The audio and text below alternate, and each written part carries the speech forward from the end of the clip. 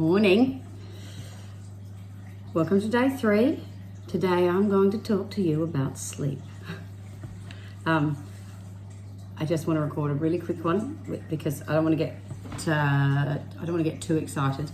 But something that I have spent my whole adult life struggling with, like proper problems with, is sleep. I've always had restless sleep. That I didn't think was a problem, like big deal. I talk in my sleep a lot. Whoever is sleeping next to me can't get any sleep, but I'm fine, so who cares about them?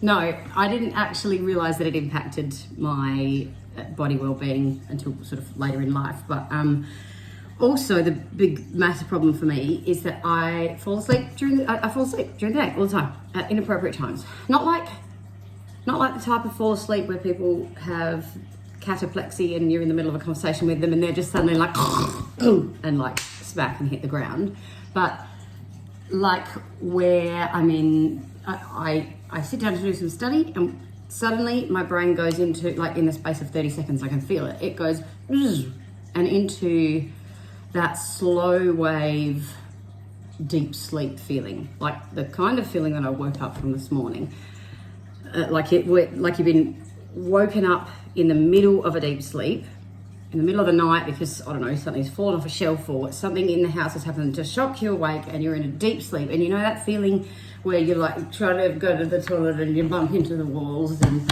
you're slurring your speech and you just can't think. And so my brain has gone into that mode during the day for my whole adult life at all inappropriate times. It's never when I'm talking to someone or stimulated or anything like that. It's always when I'm like driving the car or having to sit down for any more than like 10 minutes, doing any kind of menial task, anything that's not like physically active and up and about. So I have spent my whole adult life going to every kind of medical professional that I possibly can to try and work out why I fall asleep all the time.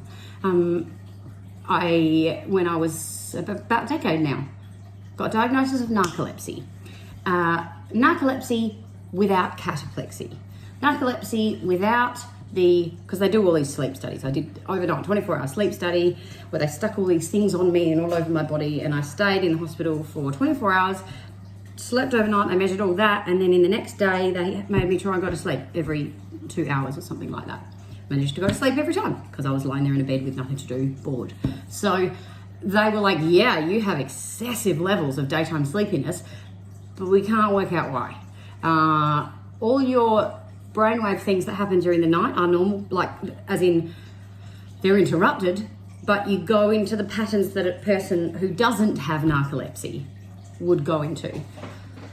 Because here, actually, let's bring out some learning tools. I'm going to show you a couple of images of sleep mapping, which, because sleep's been a problem for me, I've been working super hard on getting my sleep, like quality sleep this year. And I've tweaked all the things that I needed to tweak. And in general, until I had surgery recently, I had actually started having good sleep in the night. I'll tell you about how I did that later, maybe in another thing. But I want to show you some things. When you go to sleep, what your brain's supposed to do is be awake, and then go straight into deep sleep. Deep sleep is the slow brainwave restorative sleep that your body needs to heal, to really recharge all of your systems so that you feel good the next day, so that your immune system's functioning, all of that sort of stuff. That happens first.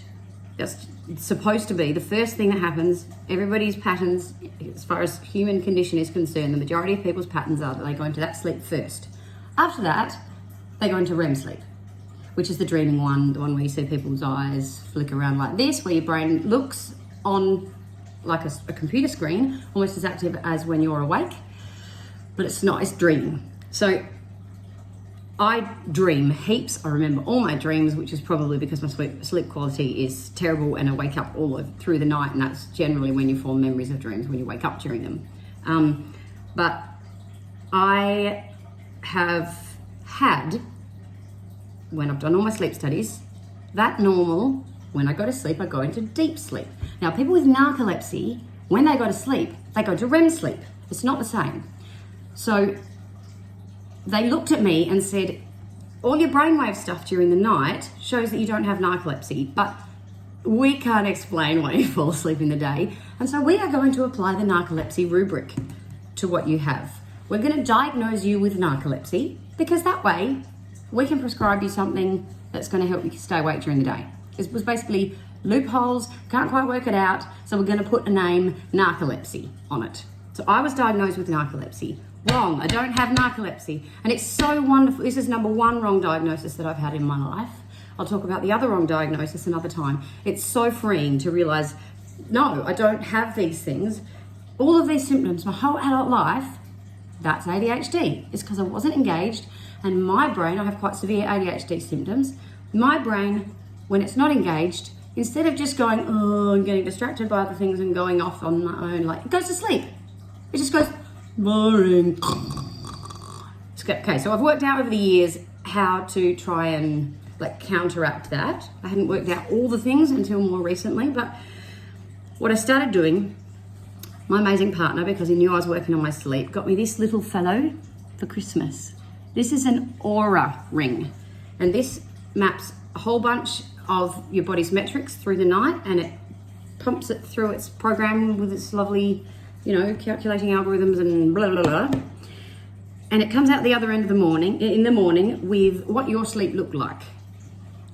White, lots of other information as well, but it tells you about your sleep stages. And for me, so I look in the morning to see whether how I feel about my sleep matches up with what this fella found about my sleep. Generally it does.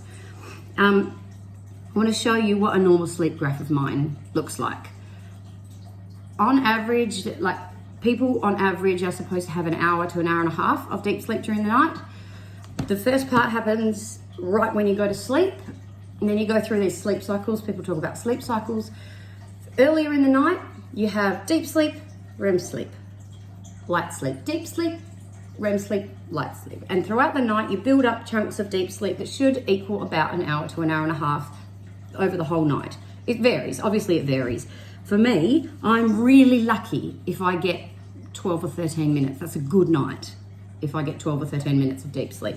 And my graph looks like this. The white, I'm going to show you a few of my typical pre-medication graphs.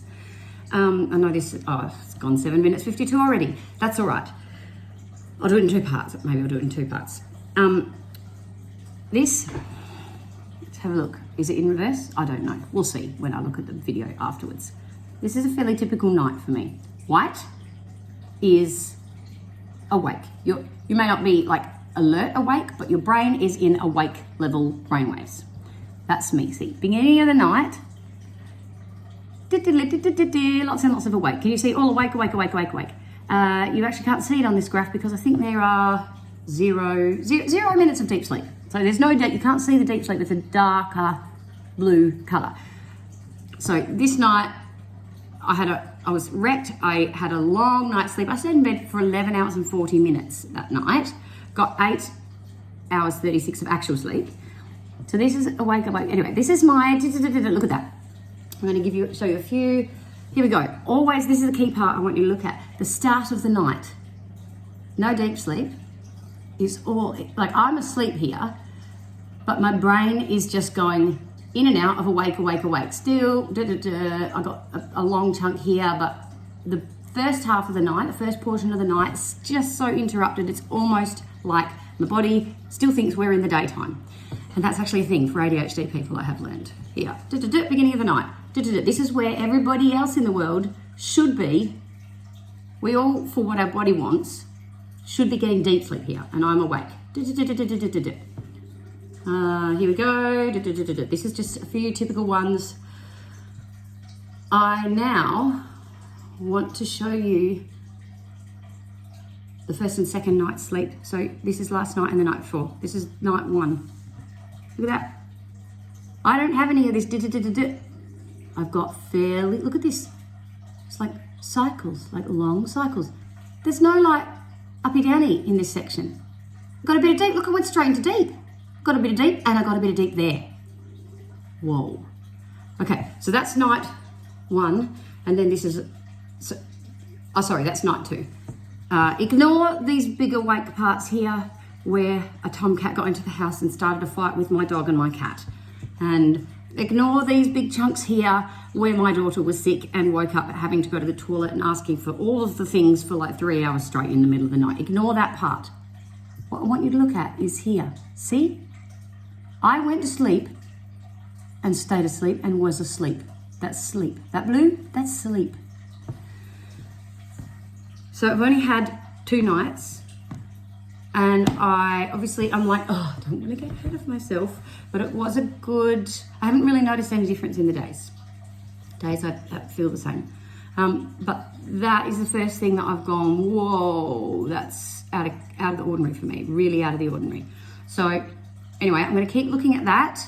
At some point, I want to talk about like what I've done to clear up my sleep, because sleep is so important, especially for people, like trying to minimize ADHD symptoms. Anyway, I'm pretty sure that's all I had to say.